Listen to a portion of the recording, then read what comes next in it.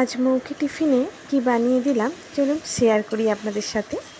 আপনারা যেহেতু আমার এই মৌকে খাবার পাঠানোর ভিডিওগুলোকে লাইক করেছেন, সেই জন্যই প্রতিদিন শেয়ার করা।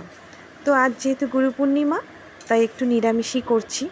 এই যে আলুর দমটা নিরামিষ আলুর দম, আছে চালমগজ বাটা, আদা বাটা, কাঁচা লঙ্কা বাটা আর দিয়েছি রাঁধুনি বাটা। এই দিয়ে আজকে আলুর দমটা করলাম।